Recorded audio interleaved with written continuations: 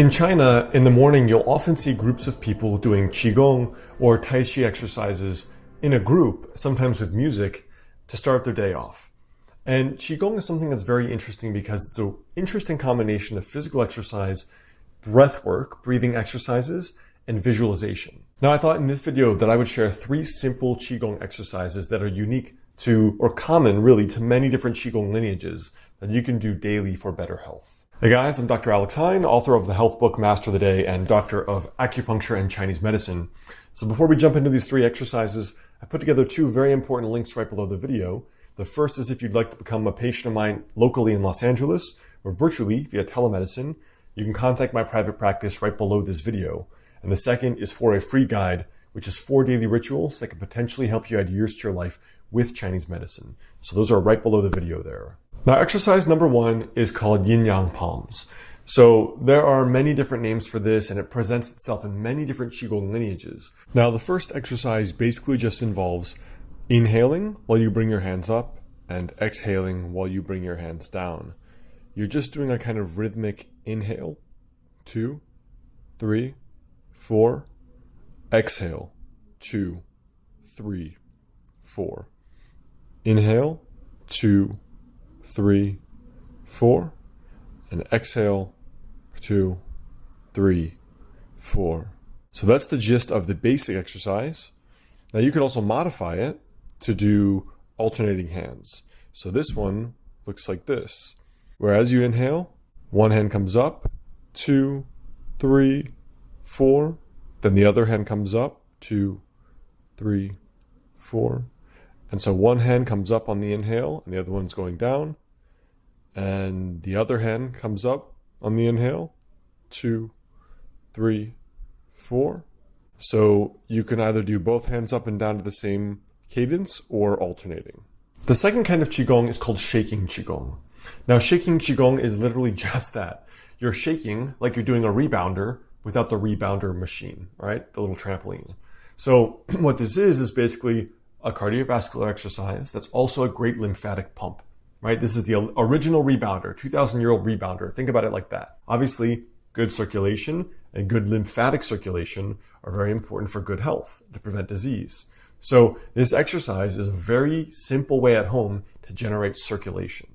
Now, when we talk about the shaking Qigong, basically all it is that you are standing and you are shaking like a crazy person. And effectively what it is that this is a big lymphatic and cardiovascular pump. It's a cardiovascular exercise. So as you jump up and down, you're trying to focus on the looseness and the sensation generated in, obviously, of course, your muscles, but also loosening the joints in the neck, the back, the shoulders, the elbows, the wrists, your hips, focusing on the sensation of loosening and creating more space in your body.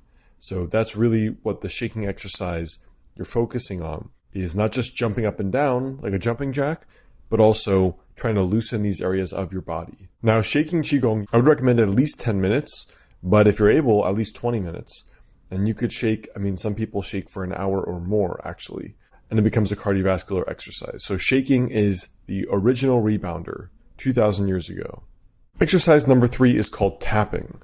So tapping is often done over specific organ systems or certain channels in Chinese medicine. For example, let's talk about this first tapping exercise, which is done over the lung to improve lung function.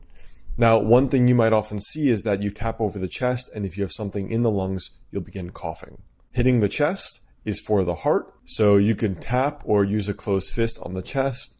You can hit left along the rib side, which is the spleen location, or on the right, the more liver and gallbladder location. Sometimes people hit in the center of their intestines or the stomach, if there's bloating or if there are abdominal cramping symptoms due to a woman's menses. You can also tap like this, alternating using more of the fingers, or tap more in the midline if the person's very bloated or has a lot of abdominal fullness. You can use your fists as well, or just use the fingers. And frankly, you can really tap anywhere in the body. So anywhere you need to increase circulation, you can tap to do that manually. The lower back is often for either back pain or for kidney function in Chinese medicine. And again, you can use a closed fist or open palms. But otherwise, that is the general gist of tapping, which is basically just slapping. I'll never forget one of the first winters I spent in Beijing when I was living there. I saw all these people doing unusual kinds of Qigong in the park. And one man was walking around the park in circles, just doing this, over, and over. And since then, I've seen all kinds of tapping and slapping and all kinds of rotating and hitting yourself. And this is very common and seems to be relatively unique to Qigong, because in Chinese medicine, all of these forms of Qigong are about tong, which is opening, circulation, unblocking. We know even from the major killers, the major causes of death in America today, a lot of it is circulatory based. So no surprise there why exercise and a good diet are so important, Qigong being one of the many ways to exercise. The purpose of all of these is this whole tong, or opening, or movement, or unblocking aspect. So this tapping or slapping Qigong is not only done over physical anatomical organs, but is done in any organ really, or any location you want to increase circulation. So those are 3 Qigong exercises you could do every day for better health. You could do them each for 5 minutes. You could do one for 20 minutes. I mean, people in China do shaking sometimes up to an hour or multiple hours if you're really extreme or they're very seriously ill. You can do these. I would recommend no less than 20 minutes. You could do each for 5 or 6 minutes. And those will actually really increase your cardiovascular capacity.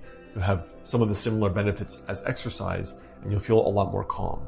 So these are 3 basic forms you see common to many different types of Qigong, whether they're Taoist or Buddhist, and they're things you can use daily for your health.